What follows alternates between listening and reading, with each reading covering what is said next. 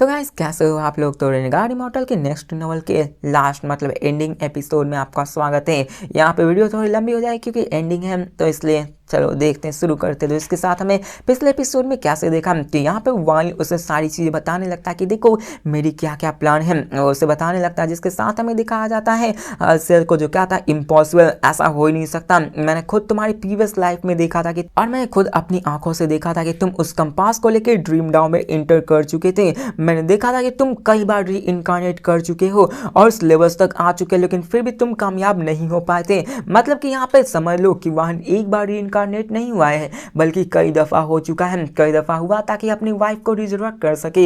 यहाँ पे देखो अपनी प्रीवियस लाइफ में जब वाहन पीक लेवल तक जा चुका था, वहाँ पे उसकी वाइफ मारी जा चुकी थी। उसके पास एक ही मकसद था अपनी वाइफ को रिजर्व करने का, तो वो अपने ड्रीम एक अलग ही ड्रीम वर्ल्ड को रिक्रिएट करता है, जहाँ पे वो मेथड्स ढूंढने लगता है कि कैसे अपनी वाइफ को रिजर्व कर सके। और इसमें कई बार मतलब सैकड़ों बार, हजारों बार कह सकते हो वो रिजर्व हो चुका है, जहाँ पे हर बार ये जो स्पिरिट होती वो यहाँ पे वाली पे नज़र बनाए रखती थी, और हर बार जानता था कि वो हमेशा इमोरल गॉड वर्ल्ड में आने के बाद फेल हो जाता था। लेकिन इस बार ये कहानी अलग है क्योंकि हम लोग इसको पढ़ रहे हैं, जिसके साथ दिखाया जाता है वो पूरी तरह से हैरान होता, कहता है कि इम्पॉसिबल, मैं विश्वास नहीं कर सकता। तो वान कहता है कि जो तुमने देखा इसका मतलब ये तो नहीं है कि वो हमेशा सच ही हो सकता है। तुम रीइंकार्नेशन को नहीं देख सकते हो और तुम यहाँ पे उसको जान भी नहीं सकते हो। जो तुम समझ सकते हो वो तुम समझ सकते हो, और तुम नहीं समझ सकते वो तुम कभी भी नहीं समझ सकते हो। मतलब देख रहे हो ये डायलॉग आपने कहीं ना कहीं तो सुना ही होगा, जहाँ पे आर्सेल पूरी तरह से चीखने चिल्लाने लगता है, कहता है कि नहीं ऐसा हो ही नहीं सकता, और अपने ह्यूज बॉडी जो कि ब्लैक फॉग में होती है, जो कि एक डेमन होता है,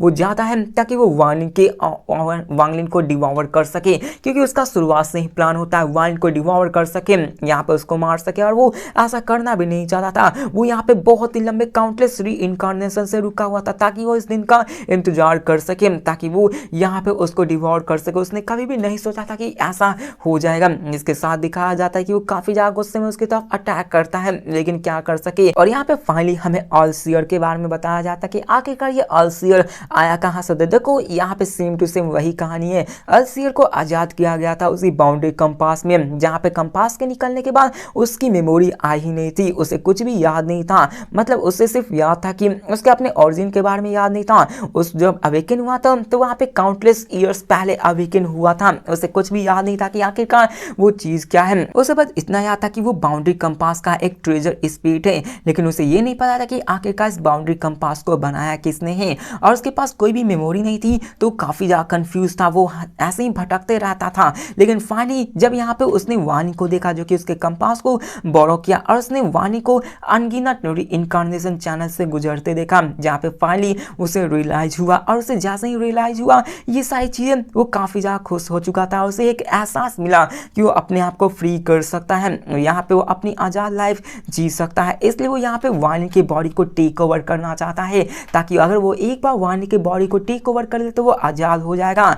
और उसकी पॉइंट ऑफ व्यू से देखा जाए तो इमॉर्टल एस्ट्रल कंटिन्यू असल में फेक है, सिर्फ एक ही चीज रियल है, वो कोई और नहीं वांगलिन। उसके एनालिसिस से यहाँ पे वांगलिन कभी सक्सेस हो ही नहीं सकता है। अगर उसने अपने आप को उसकी बॉडी में कंट्रोल कर लिया तो उसकी भी पावर्स हेवन ट्रैम्पलिंग लेवल्स तक आ जाएगी, और वो भी अपने ट्रू फ्रीडम को पा लेगा। लेकिन यहाँ पे वो चाहे कुछ भी कर ले, उसकी आज़ादी अभी तक उसे नहीं मिली होती है। जिसके साथ हमें सीन चेंज का प्रेजेंट का दिखाया जाता है कि कैसे वो वांगलिन पर अटैक कर चुका होता है, जिसके साथ वांगलिन अपने हाथों को रेज करता है, और वो कहता है कि जब मैंने रीइंकार्नेशन को मास्टर किया था तो मैंने ऑलरेडी हेवन ट्रैम्पलिंग स्टेज पे आ गया था। मतलब यहाँ पे वांगलिन इस जगह पे आने से पहले ही हेवन ट्रैम्पलिंग स्टेज पे इंटर कर चुका होता है। और कह सकते हो कि हेवन ट्रैम्पलिंग स्टेज में आपने मेरी कल्टिवेशन लेवल्स वाली वीडियो देखी होगी, तो मैंने उसमें बताया होगा कि हेवन ट्रैम्पलिंग स्टेज वाले बंदे में किसी को स्ट्रेंथ की जरूरत नहीं होती, बल्कि उसे नॉलेज की जरूरत होती है। और रीइंकार्नेशन कह सकते हो एक नॉलेज का भरमार होता है, जबकि वांगलिन ने इसको समझ लिया, तो आप लोग समझ सकते हो उसने उस सारी चीजों को समझ लिया होता है। इसी कारण उसने हेवन ट्रैम्पलिंग के सारे ब्रिजेस को पास करके फाइनल लेवल में आ चुका होता है, जिसके कारण उसकी पावर्स काफी ज्यादा बढ़ चुकी होती है। यहाँ पे वो फॉग में एंटर करके वो वहाँ पे एल्सियर उस पर अटैक कर रहा था, और जबकि हेवन ट्रम्पलिंग स्टेज का था वांगली, तो उसके सामने एल्सियर कर ही क्या कर सकता है, क्योंकि उसकी पावर क्या सकते हो तो हाफ हेवन ट्रम्पलिंग स्टेज की होती है, और फुल हेवन ट्रम्पलिंग स्टेज के बंदे के सामने हाफ वाला बंदा कुछ नहीं कर सकता है। जिसको देखकर वो बंदा कहता है कि नहीं, ऐसा नहीं हो सकता, मैं ऐसा होने नहीं दूंगा वांगली, ऐसा नहीं हो सकता। और दिखाया जाता है कि वहाँ पे वांगली उस पूरे की पूरी गैस को कंडेंस करने लगता है और उसको एक बॉल की तरह बना लेता है, मतलब क्या सकते हो उसको एक जॉइंट ब्लैक क्रेन की तरह बना लेता है। और क्रेन, जो कि आपने क्रेन तो देखा ही होगा, उस क्रेन को उसी तरह वो उसको तब्दील करता है, उसके गर्दन को पकड़ लेता है और क्रेन वहां पे स्ट्रॉयल करने की कोशिश करने लगता है ताकि वो वहां से भाग सके, लेकिन यहाँ पर वहीं उसको वहीं पे मार देता है। एल्सियर को जो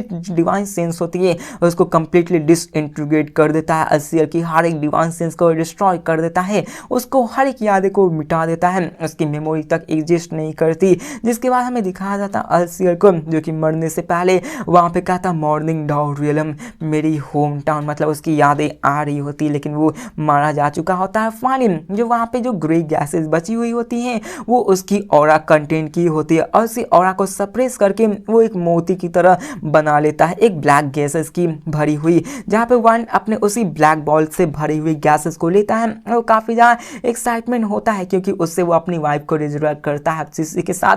वहाँ पे वो अपने पास से उसी कॉफिन को अपीयर करता है, जहाँ पे उस कॉफिन में एक वुमेन नींद में सोई हुई होती है, जो काफ़ी ज़्यादा खूबसूरत तो नहीं थी लेकिन उसकी जो जेंटलनेस थी वो काफ़ी ज़्यादा होती है। जहाँ पे वानिर उसकी तरफ देखता है, उसके चेहरे को छूटे हुए कहता है वानिर, मैं यहाँ पे फिर से यहाँ पे तुम्हें वापस ले आऊँगा, और वो रोने लगता है। और वो उसी एल्सियर की जो बीड होती है, मतलब क्या सकते हो जो क्या सकते सोल होती है, उसको उसके साथ मर्ज कर लेता है। और यहाँ पे वानी कहता है मैं फाइनली सक्सेड हो चुका हूँ, मैं हजारों सालों बाद यहाँ पे फाइनली सक्सेड हो चुका हूँ। अब यहाँ पे वानी रोते हुए कहता है कि वानी प्लीज़ वापस आ जाओ, प्लीज़ वापस आ जाओ, प्लीज़ मेरे लिए वापस आ जाओ। वहाँ पे उसके सामने रोने लगता है। वहाँ पे दिखाया जाता है कि ये सारी चीज़ें हो रही होती है, जहाँ पे वानी बार बार यही कह रहा था कि मैं तुम्हारा हस्बैंड हूँ, वानी जाग जाओ, प्लीज़ प्लीज़ मेरे खातिर जाग जाओ, मैंने इतना इंतजार किया तो मैं हस्बैंड हूँ तुम्हारा। यही पूरे आधे चैप्टर में यही बकबक हो रही होती है, जहाँ पे ऐसे ही वो रो रहा होता है। यहाँ पे दिखाया जाता है कि तभी एक आवाज़ आती है जो कहती है कि मेरे बच्चे रो मत। और ये देखते ही मानो यहाँ पे वाली अपने आंखों को खोलता है। फाइनली यहाँ पे दिखाया जाता है वानिर को, जिसके सामने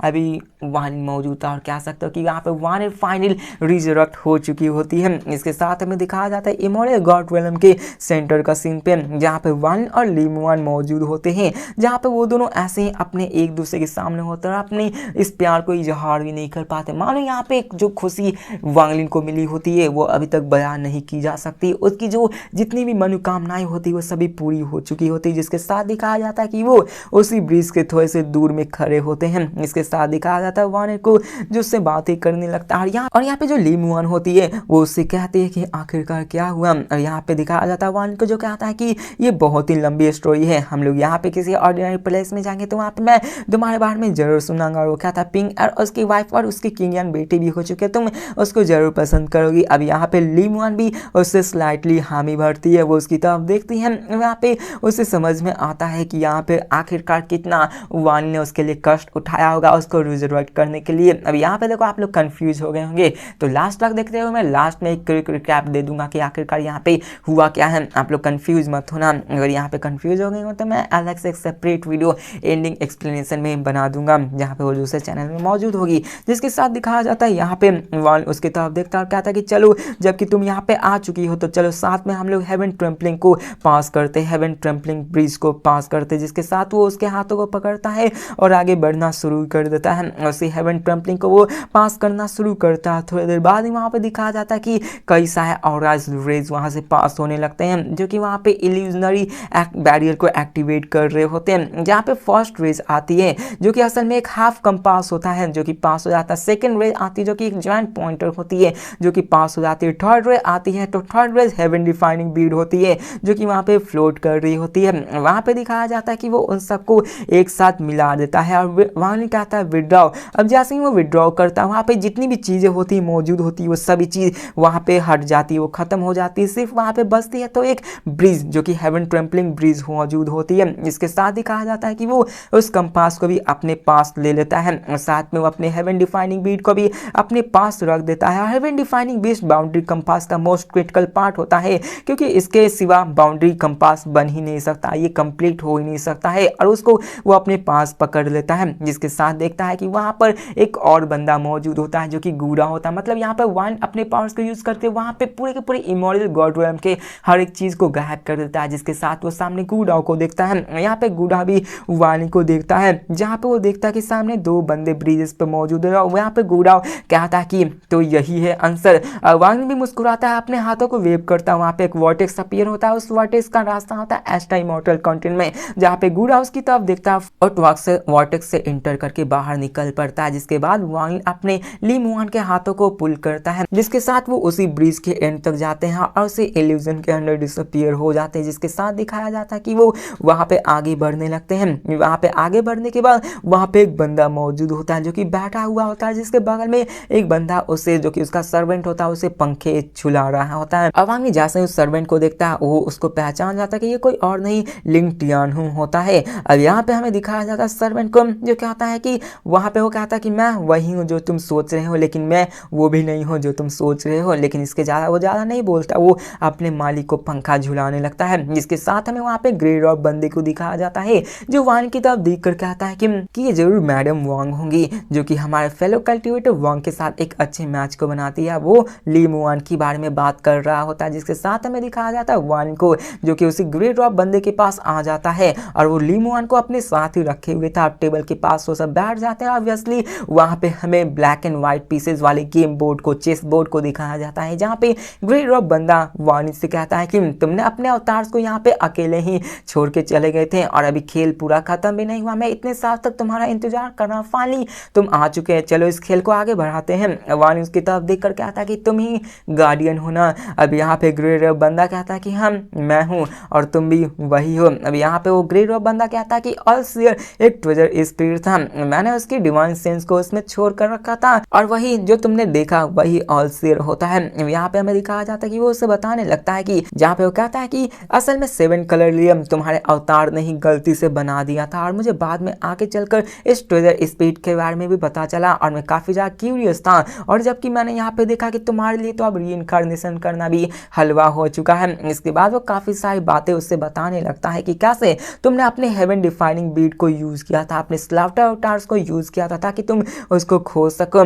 कहता है कि तुमने अपने ट्रू डॉ के पाथ पे चलना शुरू किया है और वो आगे कहता है कि मेरा कोई नाम नहीं है, मैं पहला बंदा हूं जो कि अभी डिफाइनिंग अर्थ रियल्म में हेवन ट्रम्पलिंग स्टेज पे पहुंचा हूं और तुम दूसरे बंदे हो जो कि तुमने हेवन ट्रम्पलिंग स्टेज में कदम रखा है। मतलब यहाँ पे हमें पता चलता है कि ये जो गार्डियन होता है असल में ये पहला बंदा होता है जो कि हेवन ट्रम्पलिंग स्टेज को फ्रीज किया होता है और वांगली दूसरा बंदा होता है जो कि इस लेवल तक आ पाया होता है। और कह सकते हो अभी के फिलहाल पूरे के पूरे इस यूनिवर्स के अंदर यही दोनों सबसे स्ट्रॉन्गेस्ट बंदे मौजूद है और दोनों की कल्टीवेशन कह सकते हो सेम है। यहाँ पे ग्रेट ड्रॉप बंदा कहता है कि तुम्हारे अवतार्स के अलावा, यहाँ पे वो बातें कर रहा होता है लेकिन वांगली बीच में कहता है कि क्या तुमने ही बाउंड्री कंपास को बनाया है, क्या तुमने ही ट्रेजर स्पीड को उसके अंदर सील कर रखा है। तो वहाँ पे वो बंदा कहता है कि जब 4th स्टेप के अंदर ही हेवन ट्रम्पलिंग आता है जो कि डिफाइनिंग अर्थ रियल्म की लिमिट है। न जाने यहाँ पे इस वास्ट यूनिवर्स के 4 रियल्म्स में क्या और भी रियल्म्स हो सकते हैं, जैसे यहाँ पे 4th स्टेप्स के बाद 5 स्टेप, 6 स्टेप या फिर और भी स्टेप्स मौजूद हो सकते हैं।